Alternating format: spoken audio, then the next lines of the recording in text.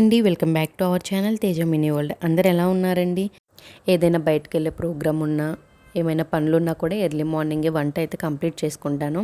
అలాంటప్పుడు నా morning routine ఎలా ఉంటుందనేది మీతో షేర్ చేసుకుంటున్నాను. ఎర్లీ మార్నింగే లేస్తానండి. వంట ఇవన్నీ కంప్లీట్ అవ్వాలి కదా, మళ్ళీ పిల్లలకి స్కూల్ కూడా ఉంటుంది. సో ఈరోజు అయితే నేను కనకదుర్గ అమ్మవారి టెంపుల్లో సేవకి వెళ్తున్నాను. మా పక్కన అక్క వాళ్ళు ఎప్పుడూ వెళ్తూ ఉంటారండి సేవకి. ఈసారి ఎప్పుడైనా ఉంటే చెప్పండి అక్క, నేను వస్తానన్నాను. ఇంకా శారీ అవి తీసుకొచ్చుకున్నాను, కానీ అమ్మ చేత స్టిచ్ చేయించుకునేంత టైం లేదు. ఇంకా మాకు దగ్గరలో టైలరింగ్ షాప్లోనే స్టిచ్చింగ్ చేయించుకుందాం అనుకున్నానండి. వాటిని ఇంకా డ్రెస్గా స్టిచ్ చేసుకోవడానికి ఇస్తే ఆంటీకి వేరే పనులు ఉన్నాయని చెప్పేసి నా డ్రెస్ స్టిచ్ చేయలేదు. ఇక సరే ఈసారి వెళ్ళడం కుదరదేమో, నెక్స్ట్ టైం ట్రై చేద్దాంలే అనుకున్నాను. ఇంకా ముందు రోజు నైట్ అక్కడ సేవకు వెళ్ళడానికి వారికి కాల్ చేస్తే కొంచెం లేట్ అయినా పర్లేదమ్మా వచ్చేయండి అని చెప్పారంట. అక్క వాళ్ళు ఎర్లీ మార్నింగ్ వెళ్ళిపోయారండి. 7:30, 8 ఆ టైంకి. నేను 10కి అలా వస్తానని ముందే అక్కడ చెప్పేశాం మేము. ఇంకా అలా వెళ్ళాను నేను. ఫస్ట్ ఇంకా క్యాన్సిల్ అవుతుందేమో అనుకున్నాను. ఎంతో వెళ్దామని అనుకున్నాను. ఇంకా స్టిచ్చింగ్ అవ్వలేదు. సరే అని వదిలేసాను. తర్వాత ఇంకా లేట్ అయినా పర్లేదని చెప్పిన తర్వాత ఇంకా ఎర్లీ మార్నింగ్ వెళ్ళేసి ఇదిగో నా రొటీన్ వర్క్స్ అయితే ఇలా చేసుకుంటూ ఉన్నాను.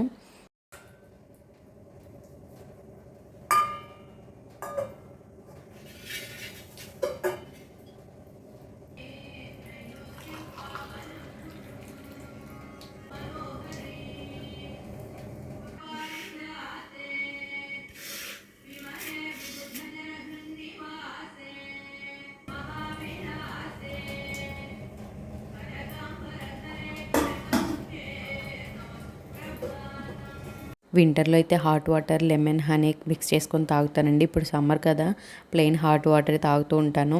అది కూడా డైలీ తాగను, అప్పుడప్పుడు. ఇంకా ఎర్లీగా లేచిన తర్వాత ఫస్ట్ ఇంకా డోర్స్ అన్నీ ఓపెన్ చేసుకొని బయట తుడిచి ముగ్గేసుకుంటామండి. అలా వేసిన తర్వాత కొంచెం హాట్ వాటర్ పెట్టుకొని అయితే ప్రశాంతంగా కూర్చొని కొద్దిసేపు తాగిన తర్వాత మళ్ళీ వర్క్స్ స్టార్ట్ చేశాను. ఇల్లు చేసి మాప్ పెట్టుకొని ఈరోజు ఫ్రైడే కదా, ఎర్లీ మార్నింగ్ పూజ కూడా కంప్లీట్ చేసుకుందామని ఎలాగో కర్రీ పప్పే చేస్తున్నాను కదండి, రైస్ కడిగి పెట్టేశాను. ఇంకా కుక్కర్లో పెట్టేస్తే త్వరగానే అయిపోతాయి. ఈరోజు మామయ్యకి ఎలాగో ఇంట్లోనే వర్క్ అండి. ఇంకా పిల్లల్ని తీసుకురావడం మామయ్య చూసుకుంటారు. అలాగే డైలీ కూడా నేను దీపం మార్నింగే పెట్టుకోవడానికి ట్రై చేస్తానండి. ఈవినింగ్ నాకు కుదరదు, పిల్లలు ట్యూషన్కి వెళ్తారు. ఆద్యకి ఇంకా వర్క్స్ ఉంటాయి కదా, వర్క్స్ చేయిస్తూ ఇవే సరిపోతాయండి. కార్తీక మాసంలో మాత్రం కొంచెం ఎలా అయినా వీలు చూసుకొని స్నానం చేసినా చెక్కిపోయినా కాళ్ళు చేతులు కడుక్కొని దీపం పెట్టేసుకుంటాను. ఈవినింగ్ కూడా దీపం పెట్టుకోవడం అలవాటు చేసుకోవాలి అనుకుంటానండి, కానీ కుదరదు. వారు స్కూల్ నుంచి వచ్చే లోపే స్నాక్స్ ఇవన్నీ చేసేయాలి. ఇంకా ట్యూషన్కి వెళ్ళే ముందు అంతా రెడీ చేయడము, వాళ్ళతో కొంచెం టైం స్పెండ్ చేయడానికి. చిన్నపిల్లలు ఉన్న ఇంట్లో అంతే కదండి, ఒకటి పని కుదిరితే ఇంకొక పని కుదరదు, వారితోనే సరిపోతుంది. కానీ వాటిలోనే కొంచెం వీలు చూసుకొని పూజ కానీ ఇంకేమైనా చేసుకుంటూ ఉంటాను అట్లా. అలాగే ఇల్లు తుడిచే దానిలో కొంచెం పచ్చకర్పూరం వేసి వాటర్లో తుడిస్తే ఇంట్లో మంచి స్మెల్ వస్తుందండి. నేను ఇల్లు తుడిచినప్పుడల్లా కొంచెం పచ్చకర్పూరం అలా నలిపేసి వేసి తుడుస్తాను. లేకుంటే రాళ్ళ ఉప్పు, పసుపు వేసి కూడా తుడుస్తానండి. ఇంకెప్పుడైనా పిల్లలు ఎక్కువ ఆడేసి పెన్సిల్ కానీ క్రేయాన్స్ రుద్దేస్తూ ఉంటారు. ఇంకా సండే ఉంటే కనుక ఇంకొకటని చెప్పలేం కదా, అన్నీ ఏవో ఒకటి పారిపోస్తూ ఉంటారు. అలాంటప్పుడు మాత్రం లైజాల్ వేసి క్లీన్ చేస్తానండి. నెక్స్ట్ ఇంకా ఒకసారి లైజాల్తో క్లీన్ చేసిన తర్వాత మళ్ళీ ఇలా పచ్చకర్పూరం కొంచెం వేసి అప్పుడు తుడుస్తాను, నీట్గా ఉంటుంది. ఇక్కడ వచ్చేసి నేను టిఫిన్ ప్రిపేర్ చేస్తున్నానండి. ఈరోజు త్వరగా అయిపోయే వంటలే చేస్తున్నాను. ఉప్మా చేస్తున్నాను, దానికోసం ఆనియన్స్ అలానే పచ్చిమిర్చి ఇవి కట్ చేసుకుంటున్నాను. నెక్స్ట్ పప్పులోకి సొరకాయ పప్పు చేద్దామని చెప్పేసి ఆ కూరగాయలన్నీ ఆ వాటర్లో వేసి ఉంచాను. ఒకదాని తర్వాత ఒకటి చేసేద్దామని. ఎందుకంటే బయట పనులు ఉన్నాయంటే త్వరగా అయిపోవడానికి మనకి ఇదే కదా ఫస్ట్ ఉప్మానే. ఇడ్లీ అంటే మళ్ళీ చట్నీ ఉండాలి. ఇంకే టిఫిన్ వేసినా పూరీ చేసినా పూరీ కర్రీ. కానీ ఒక్కొక్కసారి నేను పూరీ కర్రీ కాకుండా లైట్గా పంచదార వేసుకొని కూడా తినేస్తాము. అవంతా ఎక్కువ పనులు కాబట్టి ఇవి త్వరగా అయిపోతాయని ఇలా ఉప్మా, పప్పు ఇవి పెట్టుకున్నాను.